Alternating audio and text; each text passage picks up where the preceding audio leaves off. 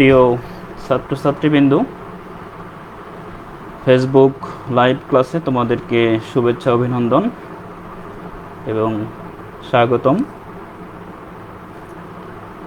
আমার আজকের class plant engineering mechanical ডিপার্টমেন্টের ষষ্ঠ পর্বের একটি সাবজেক্ট। এর কোড হচ্ছে 67063। এখানে প্রথম 3টে ডিজিট 670, এটা মেকানিক্যাল ডিপার্টমেন্টের কোড, এবং 6 ষষ্ঠ পর্বের কোড, সর্বশেষ 3 হলো এই সাবজেক্টটির credit.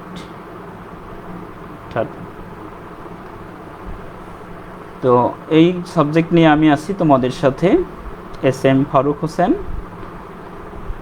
Instructor mechanical department, Sylhet polytechnic institute, Sylhet.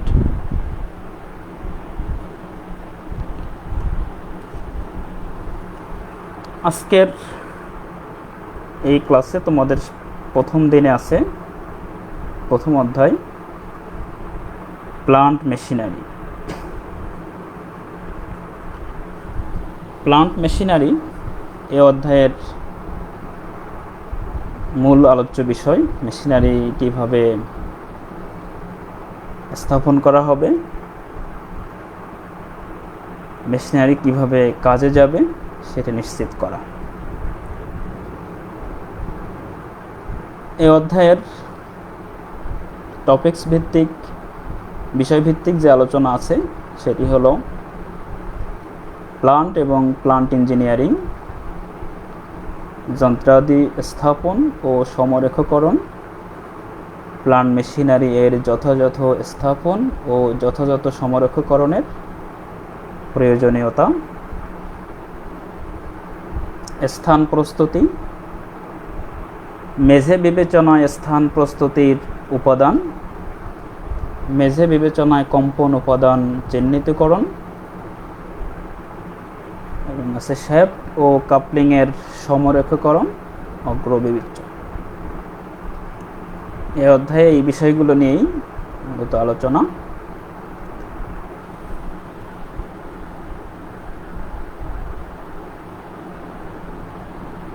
প্রথম বিষয়টা হচ্ছে প্লান্ট এবং প্লান্ট মেশিনারি।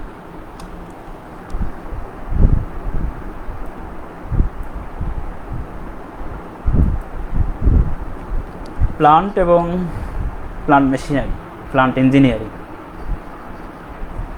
প্লান্ট হলো, দেখো, একটা ওয়ার্কশপ বা একটা শিল্প কারখানা বা একটা ইন্ডাস্ট্রি, যেখানে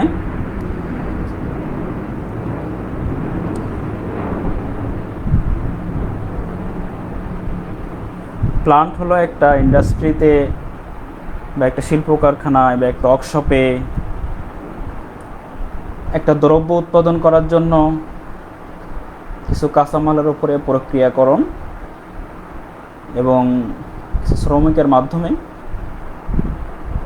কাজ করার নির্দিষ্ট নিয়মে কাজ করে একটা দ্রব্য উৎপাদন করা, অর্থাৎ প্রকৌশল কর্মকাণ্ডে প্লান্ট বলতে যেমন ধরো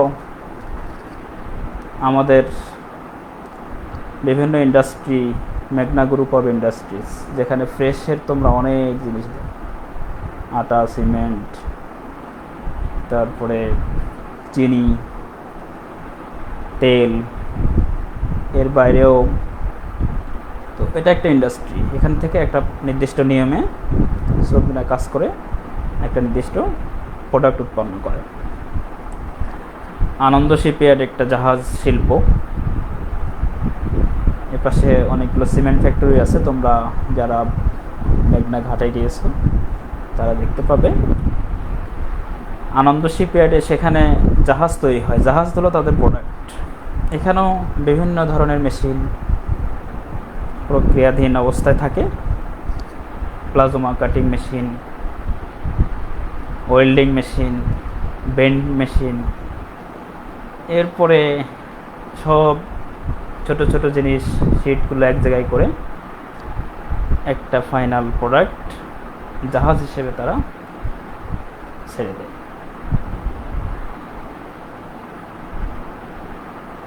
প্লান্ট ইঞ্জিনিয়ারিং হলো এই শিল্প কারখানাগুলোতে,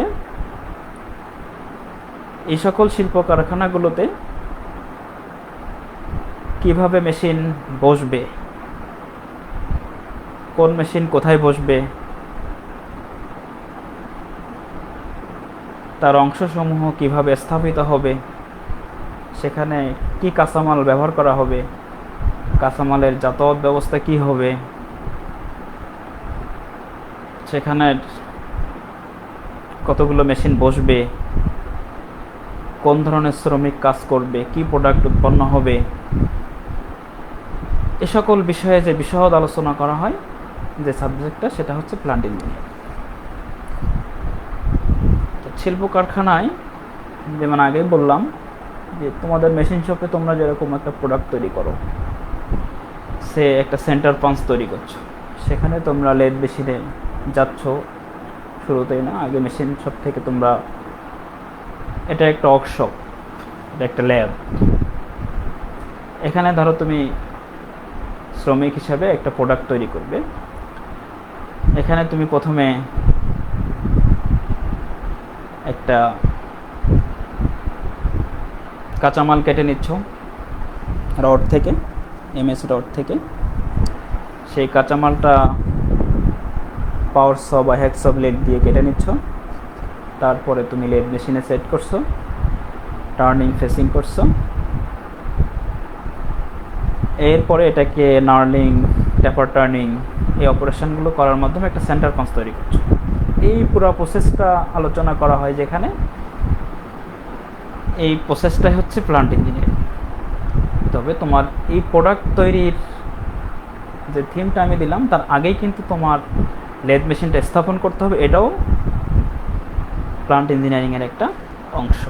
পাওয়ার মেশিনটা স্থাপন করতে হবে, ভাইস স্থাপন করতে হবে, ড্রিল মেশিন স্থাপন করতে হবে। এই কাজগুলো, অপারেশনগুলো যখন করবে, তখন তোমাকে অবশ্যই আগে মেশিনগুলো স্থাপন করতে হবে। তো শিল্প কারখানা একটা তৈরি করতে হবে, অর্থাৎ একটা ওয়ার্কশপ তোমাকে তৈরি করতে হবে, তাহলে একটা ফাইনাল প্রোডাক্ট তুমি বের করতে পারবে। এটা হলো প্লান্ট ইঞ্জিনিয়ারিং।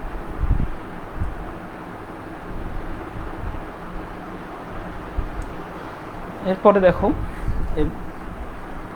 যন্ত্রপাতি স্থাপন এবং সমরেখকরণ বা অ্যালাইনমেন্ট করা। ইনস্টলেশন হচ্ছে একটা নির্দিষ্ট স্থানে একটা ওয়ার্কশপে মেশিনগুলোকে দৃঢ়ভাবে বসানো বা স্থাপন করা, সেট করা, তার প্রত্যেকটা অংশ সুচারুরূপে বসানো, একটা পূর্ণাঙ্গ ফিটিংয়ের মাধ্যমে কার্যবস্তুকে নির্দিষ্ট জায়গায় বসিয়ে তার দ্রব্য উৎপাদন করার প্রক্রিয়া। এখন ইনস্টলেশনের মেন থিম হচ্ছে যে তুমি একটা মেশিন কীভাবে বসাবে, মেশিনটা কী কী কাজ করবে,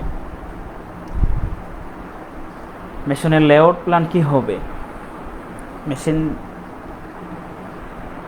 কতগুলো একই ধরনের মেশিন বসবে, এই জিনিসগুলো এখানে খেয়াল করতে হবে। যেমন যদি আমাকে ইনস্টলেশনের ক্ষেত্রে চিন্তা করতে হয়, প্রথমে আমাকে লেদ মেশিনগুলো আমরা বসাই, আমাদের ওয়ার্কশপ দিয়ে চিন্তা করি। তো এই লেদ মেশিনগুলো এক লাইনে থাকে, আবার লেদ মেশিনের হেড স্টকগুলো এক লাইনে থাকে, টেল স্টকগুলো আরেক লাইনে থাকে। একইভাবে এই ইনস্টলেশনের ক্ষেত্রে স্থানটা খুব ভালোভাবে চিন্তা করতে হবে। ইনস্টলেশনের সময় মেশিনের বিভিন্ন অংশগুলো সঠিকভাবে টাইট করতে হবে, দৃঢ়ভাবে আটকাইতে হবে, তার বেস ঠিক করতে হবে। এভাবে একটা মেশিন পূর্ণাঙ্গরমে বসানোর পরে সে তার দ্রব্য উৎপাদনে যেতে পারে। অ্যালাইনমেন্ট বা সমরেখকরণ বলতে এখানে মেশিনের বিভিন্ন অংশ, যেমন হেড স্ট্রোক এবং টেল স্ট্রোকের একটা নির্দিষ্ট অ্যাঙ্গেল এসে বসবে। আবার মেশিনের বেজ সাথে তার উপরের অংশগুলো একটা অ্যাঙ্গেলে থাকবে। এখানে 90 ডিগ্রি অ্যাঙ্গেল যদি না থাকে, এই অ্যালাইনমেন্ট যদি আমি ঠিক না থাকে, চিত্রের মধ্যে আমি দেখাইছি, দেখো একটা গাড়িকে কীভাবে অ্যালাইনমেন্ট করছে, তার চাকা বসানোর পরে নির্দিষ্ট একটা যন্ত্র দিয়ে এটা করছে। এখানে অ্যালাইনমেন্ট ঠিক না হলে প্রত্যেকটা ক্ষেত্রেই মেশিন দুর্বল হয়ে যাবে, কাজ করবে না সঠিক অ্যাকুরেসি সহকারে। সুতরাং অ্যালাইনমেন্ট ক্ষেত্রে আরও একটু চিন্তা করতে হবে। আগে যেটা বলেছি, একটা লেদ মেশিন এক সাইডে যখন 10টা বসবে, 10টা লেদ মেশিনের হেড স্ট্রোকগুলো একই লাইনে থাকবে, টেল স্ট্রোকগুলো একই লাইনে থাকবে। আবার মেশিনের ইন্টারনাল গতি যেটা, তার মেশিনের মেন অংশের সাথে তার জগুলো, তার যে ঘূর্ণায়মান অংশ, এই জিনিসগুলো সাম্য অবস্থায় থাকবে, একটা ভারসাম্য থাকবে। এভাবেই অ্যালাইনমেন্ট ঠিক করে সমরক্ষ করে মেশিনটাকে বসাইতে হবে, তাহলে সে পরিপূর্ণরূপে কাজ করতে হবে।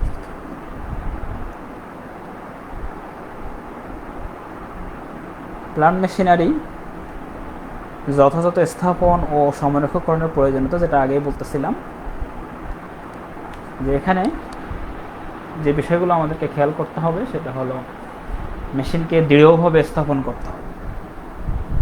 কোথাও কোনো নাট বোল্ট কখনো ঢিলা থাকা যাবে না, স্লাগ থাকা যাবে না, পূর্ণাঙ্গ টাইট ফিটভাবে আটকে দিতে হবে। শ্যাফট কাপলিংগুলো নির্দিষ্ট জায়গায় জায়গায় বসাতে হবে, কোথাও কোনো গ্যাপ থাকা যাবে না। কম্পনমুক্ত করতে হবে। কম্পনমুক্ত না করলে কি হবে, দৃঢ়ভাবে স্থাপন না করলে মেশিন যখন দৃঢ়ভাবে স্থাপন না হবে, তখন যদি থ্রেডযুক্ত অংশ হয় তাহলে থ্রেডটা নষ্ট হয়ে যাবে। এরপরে যদি ঘর্ষণযুক্ত কাপলিং থাকে, তাহলে সেখানে কাপলিং করে করে ঘর্ষণ হয়ে সেই জায়গাটা ক্ষয় হয়ে যাবে, আস্তে আস্তে মেশিনটা নষ্ট হয়ে যাবে। পরের অংশেই বোঝা যাচ্ছে যে মেশিনের আয়ু বাড়ানো। এই মেশিনকে দৃঢ়ভাবে স্থাপন এবং কম্পনমুক্ত করার জন্যই যদি করতে পারি, তাহলে মেশিনের আয়ুটা বাড়বে।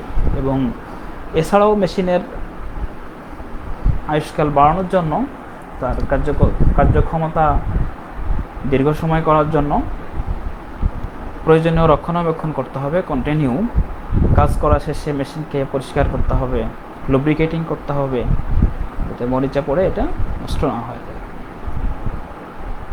এরপরে প্লান্ট মেঝের সুষ্ঠু ব্যবহার বাড়াইতে হবে।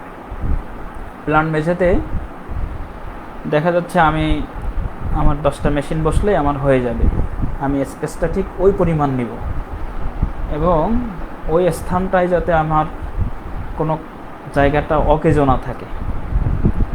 যদি অকেজো থাকে তাহলে ওই জায়গাটা আমার, ওই জায়গার দামটা, ওই জায়গার কস্টটা, প্রোডাকশন কস্টে প্রভাব পড়বে। এই জন্য আমাকে মেঝের সুষ্ঠু ব্যবহার করতে হবে এবং দেখতে হবে যে কীভাবে বসালে সব মেশিনগুলো সহজভাবে বসে এবং জায়গাও কোনো এক্সট্রা পড়ে না থাকে। যেটা আগেই বলেছি, মেশিনের বিভিন্ন অংশের কার্যকারিতা বাড়ানোর জন্য টাইট ফিট করতে হবে, কার্যকরীভাবে আটকাইতে হবে এবং সুনির্দিষ্ট নিয়মে মেশিনকে পরিচালনা করতে হবে। অ্যালাইনমেন্ট ঠিক না থাকলে এবং সঠিকভাবে স্থাপিত না হলে এই বিভিন্ন অংশের, যেটা আগে বলেছি, যে যদি থ্রেডযুক্ত অংশ হয় তাহলে এটা ধীরে ধীরে ক্ষয় হয়ে যাবে। যদি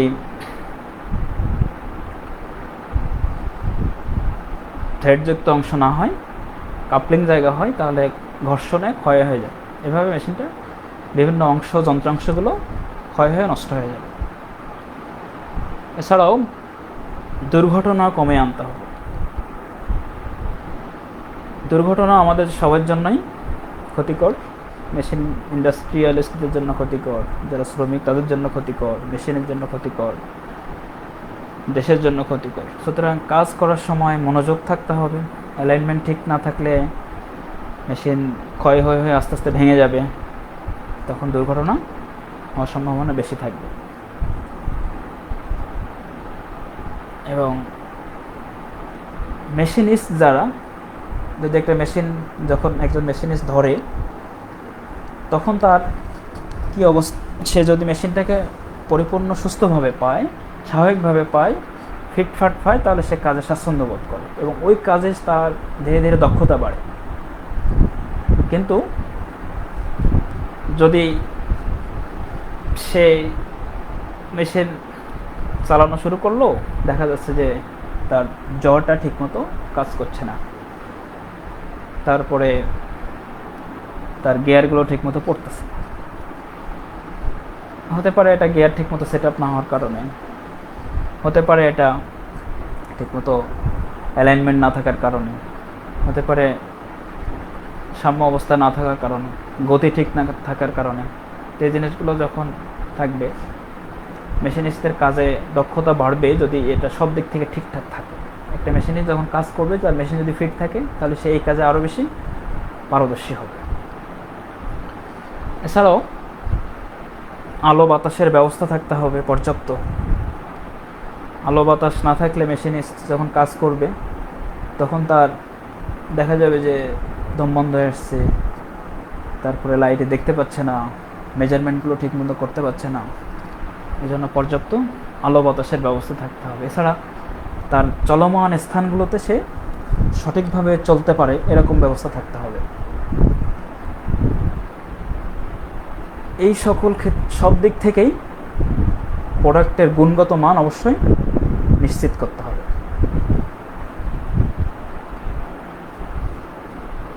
মেশিন রক্ষণাবেক্ষণের ক্ষেত্রে বিভিন্ন জায়গায় ওই মেশিন যে ওয়ার্কশপ থাকবে, সেখানে সেফটি ইকুইপমেন্ট, মেশিনের অন্যান্য যন্ত্রপাতি যেগুলো সহজে যাতে রক্ষণাবেক্ষণ করা যায়, এবং এক্ষেত্রে যদি বাহিরে যাওয়া লাগে, নির্দিষ্ট রক্ষণাবেক্ষণের কাজগুলো যদি আমার ইনস্ট্রুমেন্টগুলো আমার ওয়ার্কশপেই থাকে, তাহলে সেখান থেকে সে কাজগুলো করতে সহজ হয়। মেশিনের নির্দিষ্ট বক্স থাকে, সেই বক্সে রক্ষণাবেক্ষণ কাজের জিনিসপত্রগুলো থাকে। এই জিনিসগুলো যদি থাকে, তাহলে সহজে সুবিধা অনুযায়ী, সময় অনুযায়ী কাজটা ইনস্ট্যান্ট রক্ষণাবেক্ষণ করে কাজ চালানো যায়। মেশিনের ইনার্শিয়া বল কমানো, অতিরিক্ত ইনার্শিয়া বল, কার্যকালীন সময়ে বিভিন্ন অংশ অতিরিক্ত পীড়ন সৃষ্টি থেকেও আমাদেরকে খেয়াল করতে হবে, যে পীড়ন যাতে অতিরিক্ত সৃষ্টি না হয়, সেই জিনিসগুলো মেনটেন করে আমাদের মেশিন বসাতে হবে। এছাড়া শব্দ দূষণ নিয়ন্ত্রণ করতে হবে।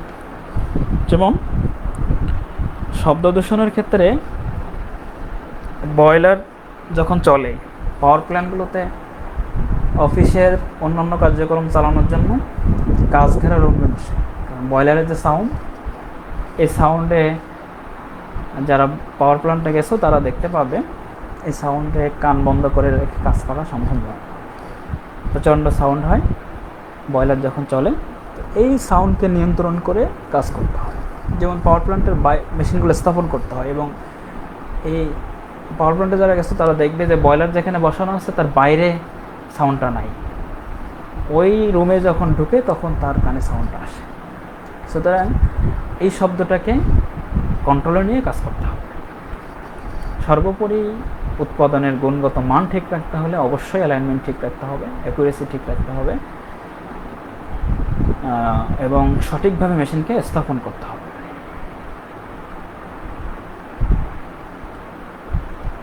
স্থান প্রস্তুতি, কোন মেশিন যখন কোথাও বসবে, সেই জায়গাটাকে পূর্ব তার নির্দেশনা অনুযায়ী প্রস্তুতি নেওয়া, সেখানে অয়েল বোল্ট দেওয়া, ঢালাই করা,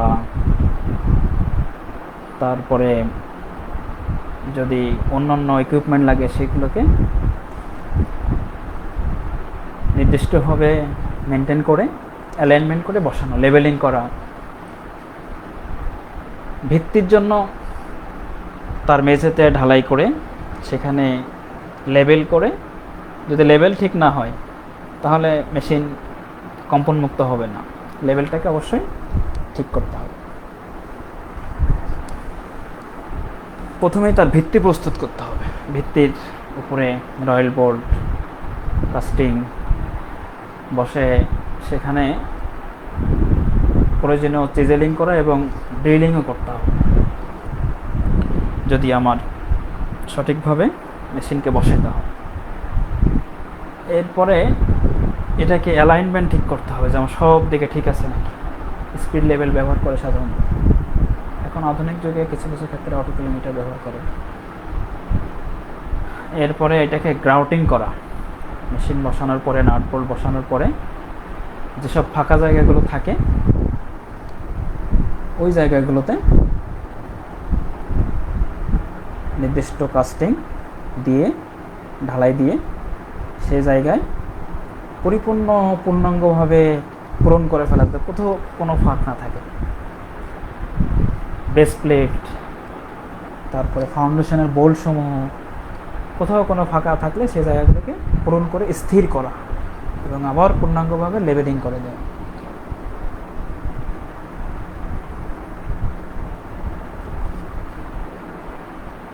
এভাবে ফাইনালি একটা জায়গা প্রস্তুত করে তারপর মেশিনটাকে নাট বোল্টের মাধ্যমে টাইট করে ফাউন্ডেশনে স্থির করা হয়। গ্রাউটিংয়ের ক্ষেত্রে আমরা সাধারণত অসমতা দূর করা যে উদ্দেশ্য থাকে, কম্পন মুক্ত করা, বিভিন্ন ফাঁকা অংশগুলো পূরণ করা, এই জিনিসগুলো খেয়াল করা হয়।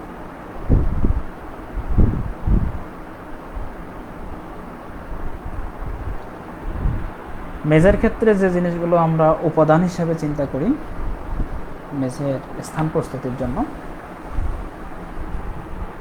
সে জিনিসগুলো হলো মেশিনে ব্যবহৃত কাঁচামালের আকার আকৃতি, উপাদানের আকার আকৃতি, যে কাঁচামালটা আসবে সেটা মেশিনে বসাইতে হবে। সুতরাং মেশিনের দুই পাশে জায়গা থাকতে হবে যে কাঁচামালটা আমি লাগাবো মেশিনের যেখানে আমি কাজ করব।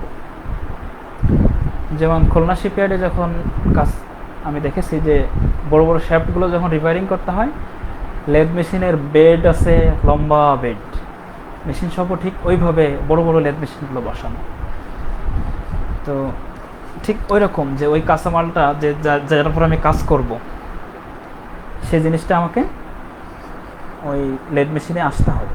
সুতরাং ওই পরিমাণ স্পেস আমাকে রাখতে হবে যে প্রোডাক্টটা আবার বের হবে, ঠিক ওই শ্যাফটটাকে কাজ করেই তো আবার আমাকে জাহাজে পৌঁছে দিতে হবে। ঠিক ওই পরিমাণ জায়গা আমাকে সামনে রাখতে হবে, সামনে পিছনে যে প্রোডাক্টটা আমি কাজ করবো সেটা থাকতে হবে। এরপরে এর চতুর্দিকে জায়গা মেশিনিস্ট দাঁড়াবে, তারপরে নড়াচড়া করবে, একটু চলাফেরা, পর্যাপ্ত আলো বাতাসের ব্যবস্থা থাকতে হবে।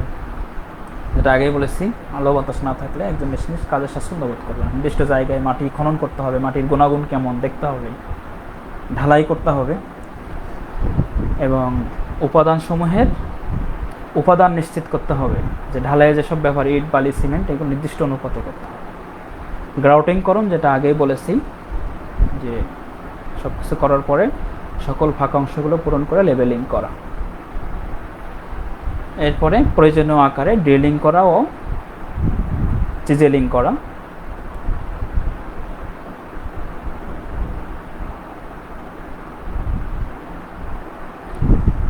এরপরে মেঝে বিবেচনা, কম্পন উপাদান, মেঝের সমতলতা। মেঝে যদি সমতল না হয় তাহলে কম্পন ঠিক থাকবে না, সে তার অ্যালাইনমেন্ট ঠিক থাকবে না, মেশিন সোজা থাকবে না।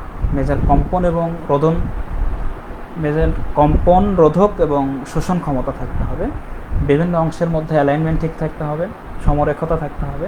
যেটা আগে বলেছি, হেড স্ট্রোকগুলো একই লাইনে থাকবে, টেল স্ট্রোকগুলো একই লাইনে থাকবে।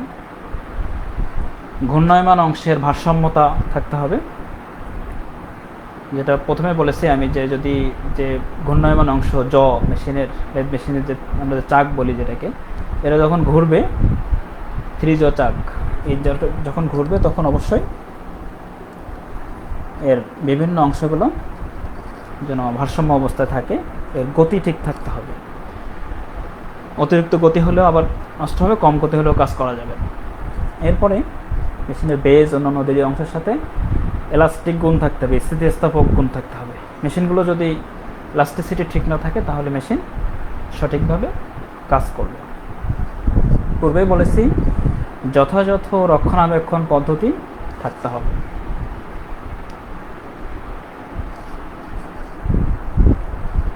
রক্ষণাবেক্ষণের জন্য নির্দিষ্ট যন্ত্রপাতিগুলো কাছে থাকতে হবে যাতে সহজে ছোট ছোট কাজগুলো সমন্বয় করা যায়, এবং কাজ শেষে মেশিনকে পরিষ্কার করে পূর্ণাঙ্গ লুব্রিকেটিং করে সেটাকে পরবর্তী কার্য উপযোগী করার মতো থাকতে হবে। নাহলে কাজ শেষে রেখে গেলাম, যন্ত্রপাতি ছড়াই ছিটে অ্যাক্সিডেন্ট হবে অথবা পরবর্তী কাজের জন্য এটাকে সঠিকভাবে পাওয়া যাবে না। এরপরে শ্যাফট এবং কাপলিংয়ের ক্ষেত্রে যে বিষয়গুলো চিন্তা করা হয় সেটা হলো, শ্যাফট কাপলিং করা হয় অনাকাঙ্ক্ষিত কম্পন সৃষ্টি রোধ করা, এখানে এমনভাবে দৃঢ়ভাবে আটকানো যাতে এটাকে সে কম্পন সৃষ্টি রোধ করে। আসলে শ্যাফট হচ্ছে একটা ঘূর্ণায়মান যন্ত্রাংশ যা ঘূর্ণনের মাধ্যমে শক্তি স্থানান্তর করতে পারে। এখানে চিত্রের মধ্যে দেখানো হচ্ছে, এখানে ঠিক যে খাসে যেটা বসার সেটাকে সেখানে বসাতে হবে। যেমন আমরা দেখি একটা চাবি যেরকম ঘোরানোর সময় যদি নির্দিষ্ট নিয়মে না ঘোরানো হয়, নির্দিষ্ট জায়গায় না পড়ে, তাহলে তালাটা খুলে না। ঠিক সেম ওয়েতে আমাকে অবশ্যই শ্যাফট কাপলিং করার সময় এই নির্দিষ্ট জায়গায় নির্দিষ্ট জিনিস সঠিকভাবে বসাইতে হবে, নাহলে আর আগের মতো বলেছি যে ঘর্ষণ এটি নষ্ট হয়ে যাবে। কাপলিংয়ের জোর দৃঢ় হতে হবে, অনাকাঙ্ক্ষিত প্রেস এটাকে রোধ করতে হবে, এবং যাতে এটা ভেঙে না যায়, নষ্ট হয়ে না যায়, সে ধরনের লোড প্রয়োগ করতে হবে। একটা তার নির্দিষ্ট অ্যালাইনমেন্ট থাকে যে সে এত শক্তি গ্রহণ করতে পারবে, এত বল গ্রহণ করতে পারবে, এর বাইরে তার বল প্রয়োগ না করা বা একটু সেফটি ফ্যাক্টর রেখে বল প্রয়োগ করা।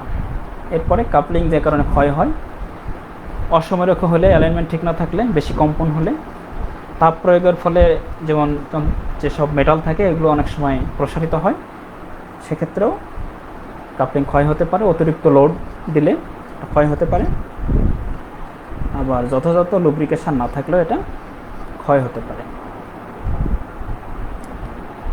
সর্বশেষ একটা জিনিস আমি তোমাদেরকে বলেছি যে তোমাদেরকে অটোকোলিমেটার, এটা কাজ হলো এর বিভিন্ন অংশ থাকে, কোলিমেটার, টেলিস্কোপ, আইপিস এবং মাইক্রোমিটার, সেটিং লাইন, স্কেল এবং আলোক উৎস, এই কয়টা অংশ নিয়ে অটোকোলিমেটার গঠিত।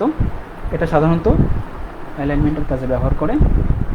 এখানে আলোক রশ্মি যদি সমতলীয় প্রতিফলিত তলে পতিত হয়, অর্থাৎ প্রতিফলন তল আলোক রশ্মির সাথে যদি লম্বভাবে থাকে তাহলে আবার সোজাসুজি ফিরে আসে, অর্থাৎ আমার অ্যালাইনমেন্ট ঠিক আছে। আর যদি কাত হয়ে থাকে তাহলে প্রতিফলিত রশ্মি তার দ্বিগুণ কোণে সরে যাবে।